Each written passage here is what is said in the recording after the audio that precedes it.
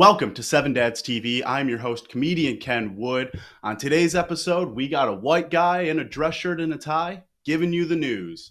Because that's what we need in this world, is more white guys in dress shirt giving you the news. I know what you're thinking. If you know me personally, you're seeing the tie and you think, is that the same kid that got suspended in 8th grade for getting high off Seroquel? Well, yes, it is. The only difference is I can afford a tie now. Right when I walked into Walmart, I was looking for a black tie and I only could find a red tie. And I just thought, fuck, people are going to think I'm a Republican. I know what I look like. I look like a femboy Tucker Carlson. I look like the type of guy that's going to tell you that it's okay to be proud to be white. It is okay to be proud to be white. I just look like the type of white guy that's going to say that. We need more white guys in comedy. We need more white guys in comedy giving you the news in satirical fashion. I said white, not Jewish, okay? Because there's a lot of people that think that white people are Jewish. And we're not doing that anymore. We're not doing that. We got to start at ground zero, okay? We all got to come to an agreement that white people are not Jewish, okay? Once we all understand that, once we all get that, and we can all go forward. We can all actually make some progress, okay?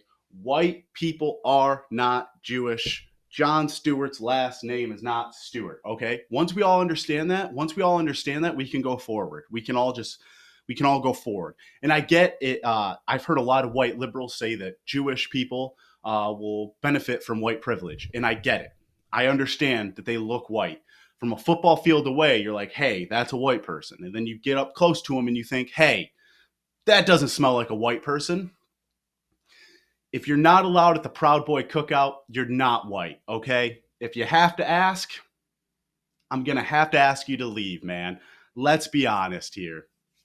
And I love Jewish people. I would love to have a job on Viacom or Comedy Central or MTV. I love Jewish people. Seinfeld, To Curb Your Enthusiasm. Jewish people are awesome, man. I was the only guy, probably the only person in the world that was really sad when Harvey Weinstein got locked up. Because, that's just one less Jewish dick that I can suck to get to fame. Come on. Weinstein. You couldn't wait till I got to Hollywood. Now I'm going to have to find a Gold Bomb or a Greenberg or someone with a nice, wealthy Jewish dick that's also a Hollywood executive. Then I can make my dreams really come true. Okay, what else? The anti-Semitism already starts, but let's go. That's a strong 3 minutes, guys. All right, what else? This was kind of interesting. I read that Netflix is actually buying private messages from Facebook. So Facebook is selling our private messages to Netflix. What Netflix wants with my dick pics, I do not know. They're going to be impressed, though. I actually take my dick pic to an art, okay? It is truly, truly magical what I'm able to accomplish with an Android camera and my nice cock, What I like to do is I like to spread my legs because it's all about the blood flow. I like to spread my legs wide open so that way all the blood flow goes right up to my cock. And then I like to play with the colors and the balances and the saturations and everything like that. My cock usually has a nice red tint to it. It's probably because my Native American side from my mom's side. But when I'm fully erect and my cock has that nice red tint to it, I'm a really big Wes Anderson guy. So I like to balance with the colors around the room. Like my cock has that nice red tint. I like to put a nice white, soft egg white background, maybe a nice maroon background. Something to really bring it out. Big Wes Anderson guy. Really big on the color placements. Really, really big. Netflix just bought millions of dick pics. And they're going to just realize that, yes, we do want another season of Stranger Things. Let's keep cranking them out, and I'll keep cranking out these dick pics. What else? This one hits close to home, okay? In Taylor, Michigan, good old downriver, good old TaylorTucky, there was a teacher that was fired because her rap career was outed as an anonymous parent complained about it to the school. Her name was Drippin' Honey, and she was fired. Now, if you know anything about TaylorTucky, you know that they do not have a leg to stand on. Okay. Taylor schools need all the help they can get. Okay. I don't care if she was dripping honey, if she was the queen bee, she should probably be principal. She actually took time out of her day, out of her successful rap career to help those little shits in Taylor. Come the fuck on. Taylor, Michigan is so white trash that even the black people vote for Trump. They have a very special saying in Taylor, Michigan, and that's, is it really domestic violence? Or does a man from TaylorTucky really do love you? He just has an odd way of showing it. Oh my God. Everyone in Taylor, Michigan looks like they drink Mountain Dew. That's literally it. That's literally, I heard Kid Rock on a Theo Von podcast say that TaylorTucky was some really hardworking people. That's true, but they're all pieces of shit as well. TaylorTucky is like Michigan's butthole. Everywhere you go, it smells, and everyone that lives there is a piece of shit. Okay? They really need all the help they can get. I don't care if Drippin' Honey was killing people in the streets. If she was able to step into that classroom and educate the children of America, we need more of that. We need more honey in this world. Okay. My cousin's going to hate that bit. Okay, what else? Okay, college protests, yes.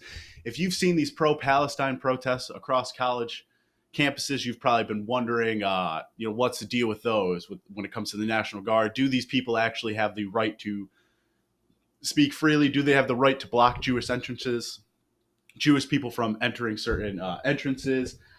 And I look at these college protests, and one thing I think about is, where is Kendall Jenner with a Pepsi when you need her?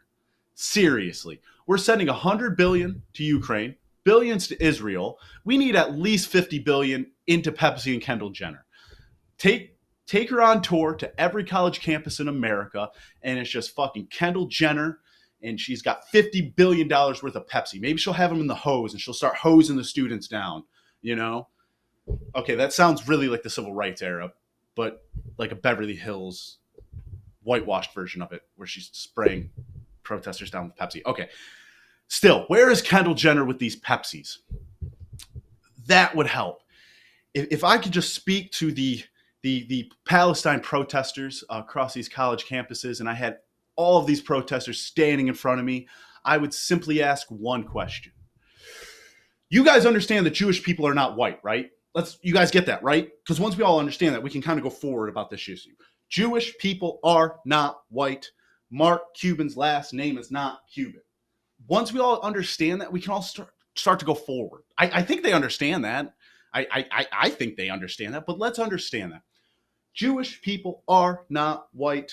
Mark Cuban, John Stewart don't speak for us. That's it. That's all. Once we understand that, we can go forward.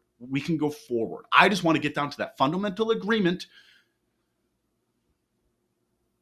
that the Jewish people are not white. That's all I'm saying. That's not a bad thing. It's not bad. I love Jewish people. The good ones. And there's only good ones, right? Am I right? Let's be honest. If you had to live next to one minority, okay, Asians would be number one. But number two, for me, Jewish people. Asians one, Jewish people two.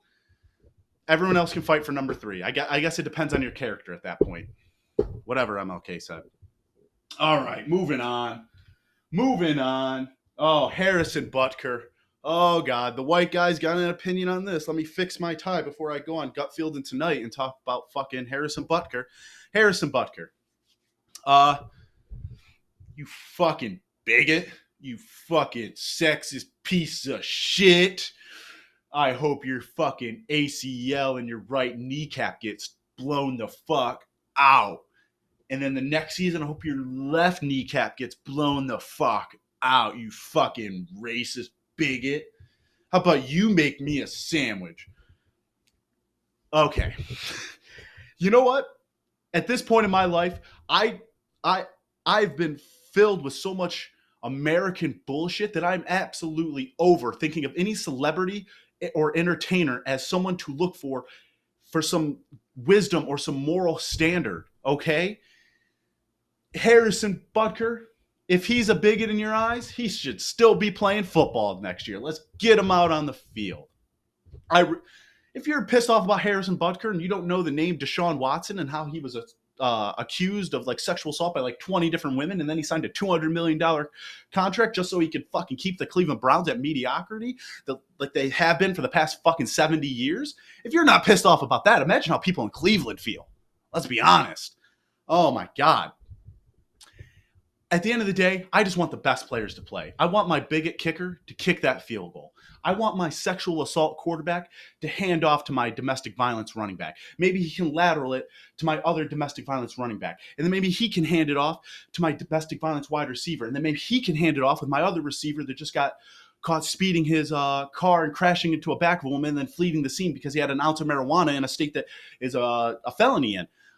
And then I want him to be tackled by my other domestic violence defensive end, okay? That's what I want. If those are the best players, let's get them out there, guys. Because if Harrison Butker, if you have a problem with Harrison Butker playing, and you're totally fine with Deshaun Watson, Kamara, Kareem Hunt, Tyreek Hill, what are the other ones? Ray Rice. Oh no, Ray Rice wasn't able to play. He should have been able to play. Let's be honest here. Ray Rice beat his wife, not that bitch's, beat his wife's ass in an elevator. And then she even came out and said, yeah, that was a personal thing. That bitch knew that she had it coming. You know what I'm saying? Oh my God, where's the ESPN 30 for 30 on that? How do you beat a bitch's ass in the elevator? And then the woman's like, yeah, he should still play. He learned his lessons. Man, they should have let him play. If I had him that next year on fantasy football, dude, he was a stud. He was an absolute stud, okay? If Deshaun Watson's still playing, Ray Rice should have been able to play. Let's be fucking honest. If Greg Hardy was still able to play, Ray Rice should have been able to play. I need to see ESPN 30 for 30s on these controversial, sports topics. Like, I need to see a 30 for 30 on Ray Rice beating his wife in the elevator, okay? What if I told you that the bitch actually had it coming? I need to see a 30 for 30 on Kobe Bryant's rape allegations, okay? What if I told you that no actually meant yes if he had a wicked turnaround jump shot and a work ethic that couldn't be notched? Should have said could have been topped. Kind of fucked that up. I need a 30 for 30 on ESPN's Michael Vick's dogfighting allegations, What if I told you that it wasn't actually the size of the fight in the dog? It was actually the size of the dog in the fight. We need 30 for 30s on that.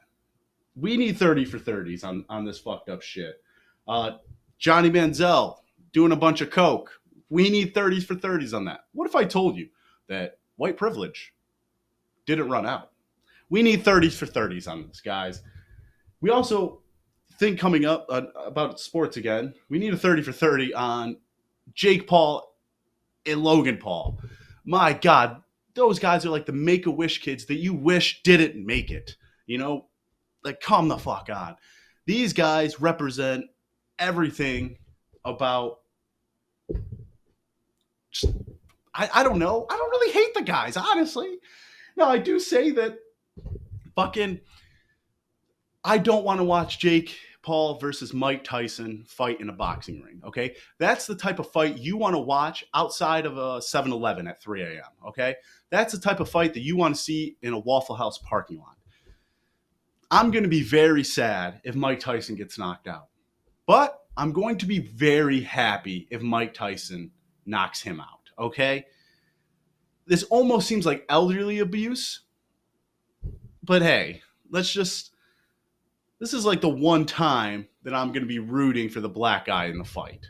You gotta rep your own, You gotta, that should just tell you that how much I don't like Jake Paul, how much white America really wants to see that guy get knocked out. Okay, what else? Okay, yeah, the country of Haiti is collapsing. I know. Parts of I don't know why that's funny. I'm going to take that from the top. Maybe I'll do this. So the country of Haiti is collapsing. You probably don't know that because you're getting your news from watching me. But parts of the country of Haiti are ran by different gang leaders. One of the gang leaders is a gang leader named Barbecue. Hell of a name for a gang leader. Hell of a name. Okay. So an American YouTuber decided that, hey, I want to travel down to Haiti to interview barbecue.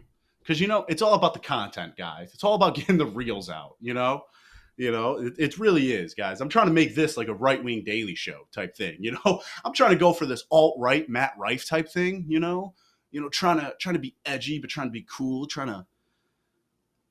I don't know what the fuck I'm trying to go for.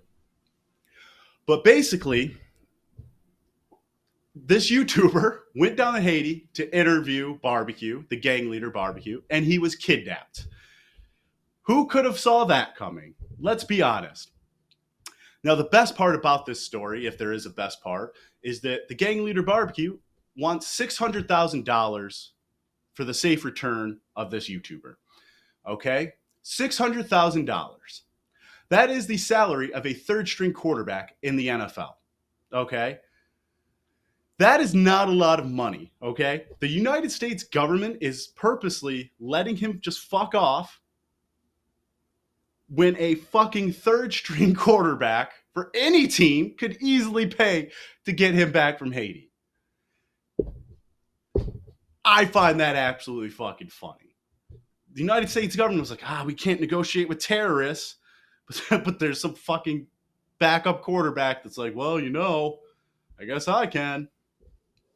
I hope for a safe return, but that story was like a month ago. That kid's probably fucking dead. Let's hope our boy Barbecue ain't getting too soft on us.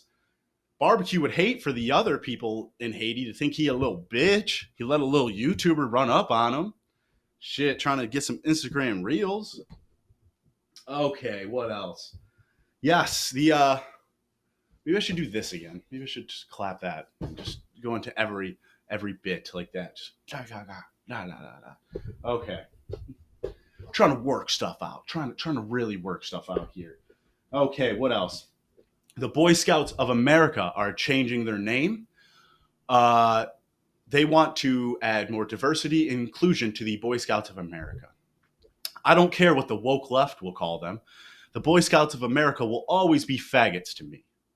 Yes, and I'm not saying faggots like in a slur term. I'm saying faggots like your friend wears a pair of cargo jeans to go out, and you're like, hey, dude, why are you dressed like a faggot?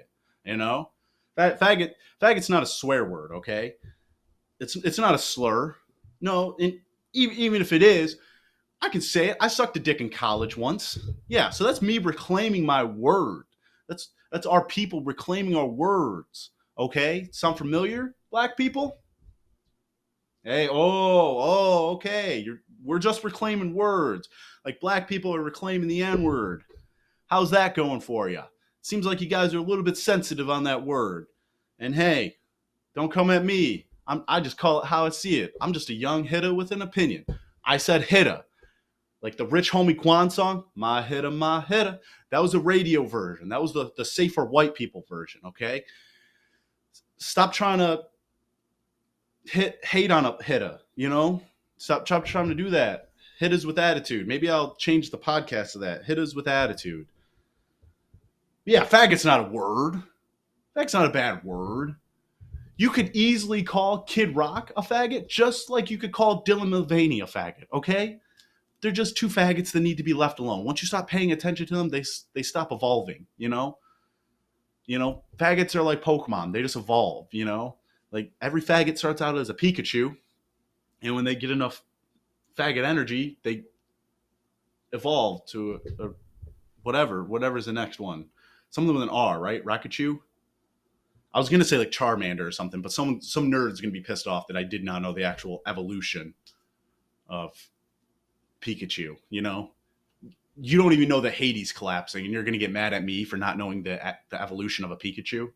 Let's be fucking honest here. Not a bad word, but the Boy Scouts of America. What are they really doing though? Besides making kids really awkward. Those kids are gonna have zero social interaction. They're all gonna grow up to have weird little autistic hobbies like tying knots and having sex with dudes. I don't know. What do you learn the Boy Scouts of America? I don't know. I didn't join. I didn't even have a father figure. Okay. I learned how to tie this tie 5 minutes ago from a YouTube video that I've watched 10 times over the past 10 years because I have to watch it every time before I go to a fucking job interview. Okay. Okay. All right. God. All right. I went on CNN trying to find some news articles for today's episode. And one thing I found was they had 7 articles about Beyonce. 7. 7 articles about Beyonce. Okay. Don't tell me that they are not biased when there is not one article about Rihanna. Okay? Okay, liberals? Okay, liberals? Only showing one side? Okay? And you wonder why people call it fake news. Okay?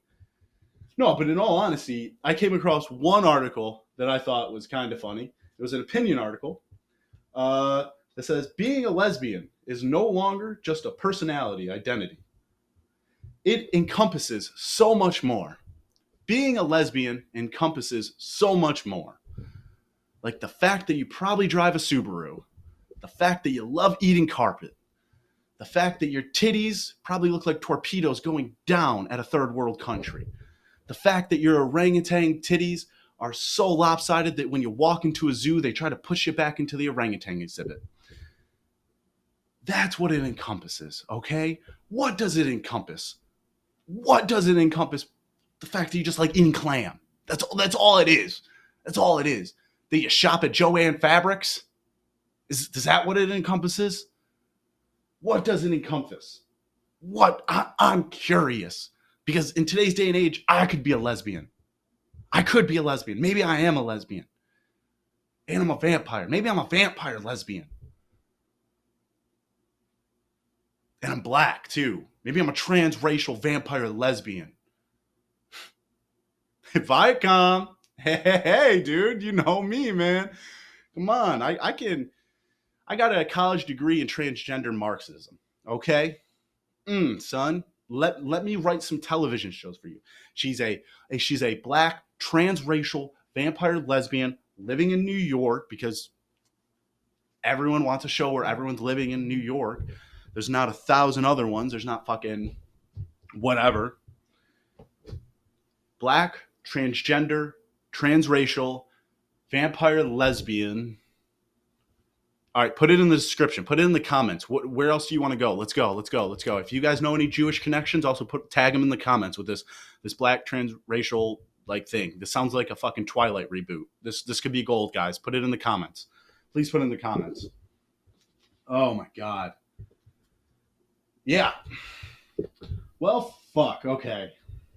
I think this is going to be a short episode. I'm going to try to do these more frequently. Try to keep them a little bit on the shorter side so I can shove them out there and try to keep doing this. This is going to be posted to Twitter, to YouTube, probably Rumble in the future, and then I'm going to get the audio on some clips, whatever. If you want to see me do stand-up, I'm performing at the Comedy Castle in Royal Oak July 9th at the Detroit to LA competition. This is the one round. This is round 1 out of 3 rounds, but if I win all 3 rounds throughout the summer, I get a paid trip to Los Angeles. So if you ever wanted to see me do stand-up, July 9th at the Comedy Castle in Royal Oak, please watch my last sketches, 420 for 30-year-olds, my last podcast interviewing Detroit comedian Jaron Gordon, who's a very funny guy. One thing I want to get off, the last thing I want to talk about is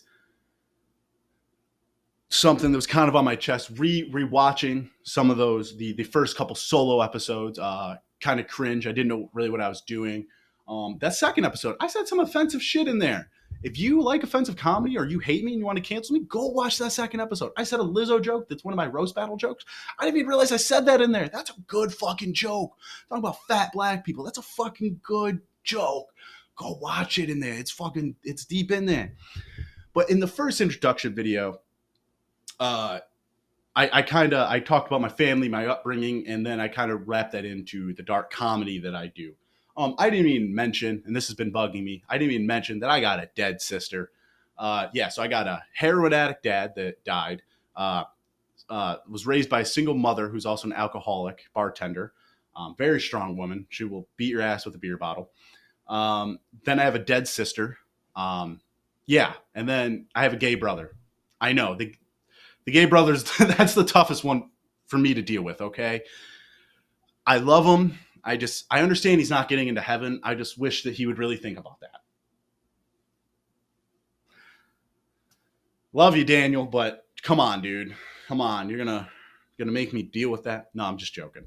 But that's something I wanted to bring up because I'm like, how do I do an introduction episode and I talk about all this dark shit, growing up in a trailer park, dad doing heroin. How do I talk about that and not talk about the dead sister?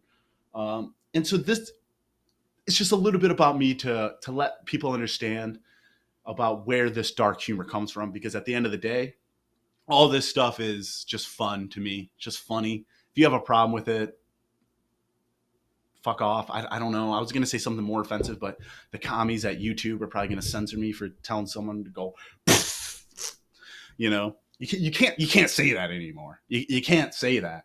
Back in my day, you could say that. But yeah, I just wanted people to know that alcoholic mother, heroin addict dad, dead sister, gay brother. How do I survive? I'm just beating all the fucking odds, you know. I'm truly beating all the odds.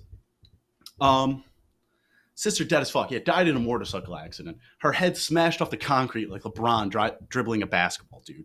Just fucking absolutely brutal. Absolutely fucking. Okay, that was fucked up. Okay, I shouldn't have laughed at that. But